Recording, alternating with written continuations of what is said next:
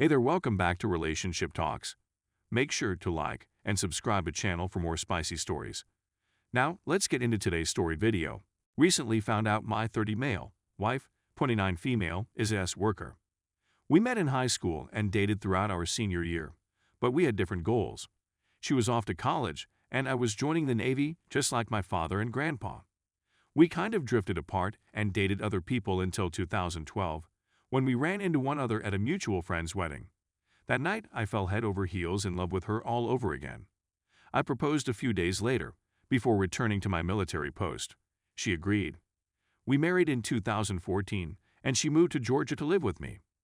We had 2 wonderful years together, but in 2016, I was deployed abroad for the last 2 years of my contract, and she returned home to live with her parents. After 11 years in the Navy, I retired in December 2018. We moved into our new house in March with the intention of starting a family. Everything was going swimmingly until approximately 2 weeks ago. My phone died 2 weeks ago, and the warranty replacement would take a few days to arrive. My wife suggested I could use her old phone in the meanwhile, since it was previously associated with the same family cellular account. We both went to work that day after the wireless retailer temporarily put her old phone to our account. I began putting some of the applications I required to her old phone during the day. I saw she had uninstalled all of the applications from the home screen, but they remained installed and visible in the app drawer. I came upon the old messaging app we used while I was stationed abroad and had a lovely time reading some of our old discussions, thankful that our marriage had survived a 2-year gap and that we were happier than ever. Then everything went to hell. She was discussing college debt with one of her pals in a text chat from last year. My wife said that she received a degree, but had never utilized it. She specifically said, "I kicked my for 4 years in college, got into debt, and now I do hand jobs for a livelihood." What? She works at a nearby resort's all-female beauty spa. Her customers are mostly elderly women. So I reasoned. I never planned to spy, but after reading that, I looked through her whole phone on purpose. Then at home, I browsed through her laptop. I didn't discover much, but what I did discover was rather disturbing. When I questioned her later that evening, she admitted to having private male customers with whom she sometimes gets physically engaged. She's been doing it since she returned home in 2016 to live with her parents while I was deployed, and she's made it plain she has no plans to stop. She told me everything she does in graphic detail and told me that if I didn't like it, I could go on with my life without her. We haven't seen each other since June 30. It was excruciating to spend the 4th of July without her. We finally got together for lunch today. If she stopped seeing these guys, I was prepared to forgive and forget. But she refuses to budge, not even a smidge.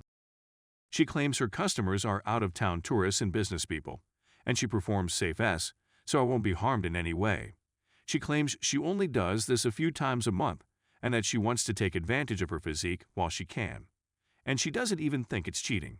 She claims to adore me, but I have no say in the matter. As she said, my jaw fell. Who is this individual? I'm quite open-minded, but I never would have expected my wife would be having S for money and speaking so authoritatively about it. This is like a horrible nightmare that never ends. I adore her. I'm going to die without her. But I'm upset and deceived, and I'm not sure what to do next. She is not willing to make any concessions. Is it my only option to accept her and her newfound profession? Story 2. My wife cheated on me, but only after I did. The destruction of a man.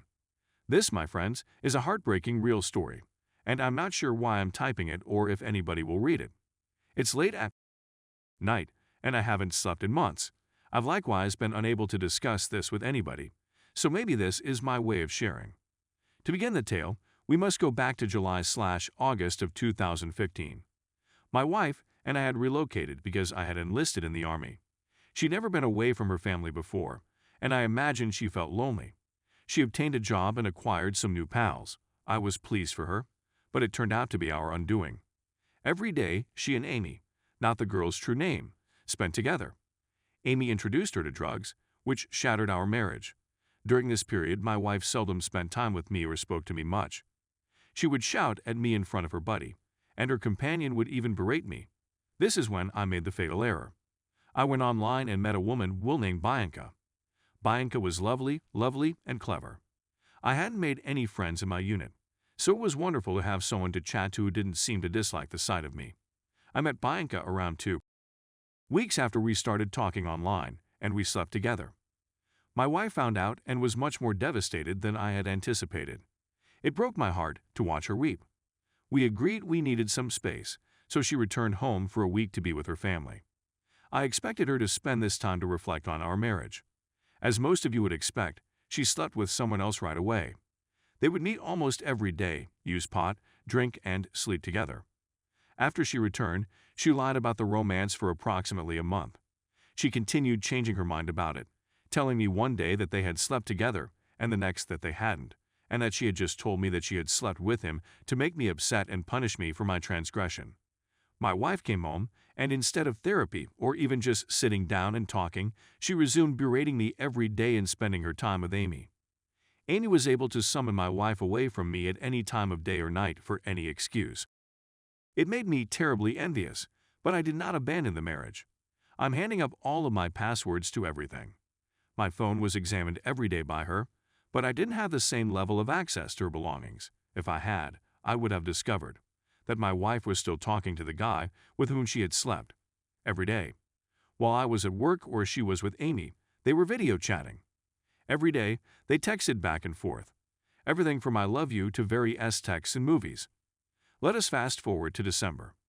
My wife and I seemed to be getting along well. Amy had mostly vanished from our lives when she quit using cocaine. We took a holiday and drove back home to see relatives for Christmas, 30 HR Drive. We joked, played games, and played old-school music from our youth. It was incredible. We agreed that she would keep the automobile and remain with her parents, while I would stay with mine. We are not wealthy and are still relatively young. My wife then went to see her friend Ashley, and guess what? They walked over to the man's place and smoked, drank, and even made out with each other to amuse the guy and his pals. Her and the man had us once more. My wife and I went on a date the following day, and we spent Christmas Eve with my family. It was fantastic, and I had a terrific time. Apparently, once we returned home, she and the man, I'll give him a name, Charles, lost touch, but she had found a new passion back home, Matthew. Matthew is a much older guy. My wife is 20, he is 40. Matthew and my wife met on a dating website where she was sending naked pictures to anybody who messaged her. Matthew and my wife had met twice, one of which she had stayed the night. Her and Amy devised a scheme to fool me into thinking my wife was spending the night at Amy's. I noticed my wife's attitude had altered and she appeared pretty off a week after she spent the night at Matthew's. She suffers from bipolar disease. I asked her what was wrong one day when I came home to get something for work, and she informed me she slept with Charles again while we were home in December, and she recently slept with Matthew. I was heartbroken, but I had to go to work. About 20 minutes later, I received a call from my wife's workplace stating that she had not arrived for work. I contacted her, but she did not answer. I eventually called our neighbors, who went to check on my wife. I got a call back indicating that my wife had requested to be sent to the emergency department. She was suicidal, didn't seem to be reacting, and seemed distant. I hurried to the emergency department and stayed in silence with her for 5 hours before she was admitted to the hospital's mental unit on the base where I work. I visited her in the mental unit every day, sitting with her for hours. She rejected the meds and was experiencing severe auditory hallucinations. Her marijuana and cocaine usage, according to the psychiatrist, exacerbated her bipolar condition. Furthermore, the last psychiatrist she saw gave her medicine, which exacerbated her bipolar disease. Instead of a mood stabilizer, they gave her an antidepressant. She was sent to a civilian hospital since she was a citizen at a military hospital and denied care. I couldn't see her as often as I used to, but I did go to see her and cuddle her. Of course, we couldn't discuss about her adultery or decide if we should be together at this period. 3 weeks later, she was freed, and we felt it was best for her to be surrounded by family, so we sent her home. Back home, she continued to take her medicine, enrolled in college, and found work. We don't communicate much because, well, I was upset and didn't know whether I wanted to be with her. She stated she was done with cheating and apologized. In May of 2016, she came to see me for a week. It went better than I expected. We chatted, and she admitted that she hadn't spoken to Charles at all. I trusted her and conducted some study on bipolar infidelity before deciding to forgive her and attempt to heal our relationship. I cheated on her as well after forcing her to relocate hundreds of miles away from her home. I'm not one to blindly believe, so I decided to go into her Facebook and discover that she has looked up Charles around 3-4 times a week since she came back home, but there have been no communications between them on Facebook. I decided to access my Verizon account and see who she'd been messaging.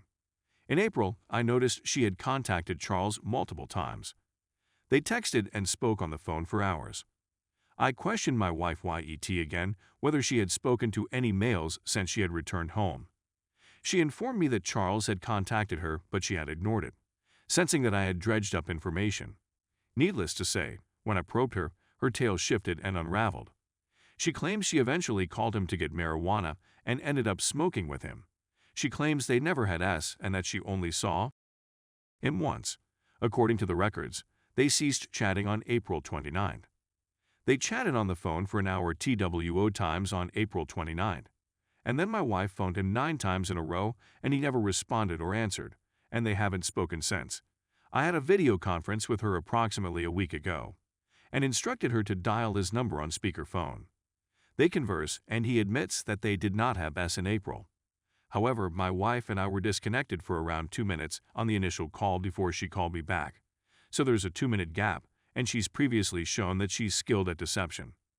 Her rationale for checking him up on Facebook is that she had stopped communicating to him and wanted to make sure he didn't publish any of their images or videos.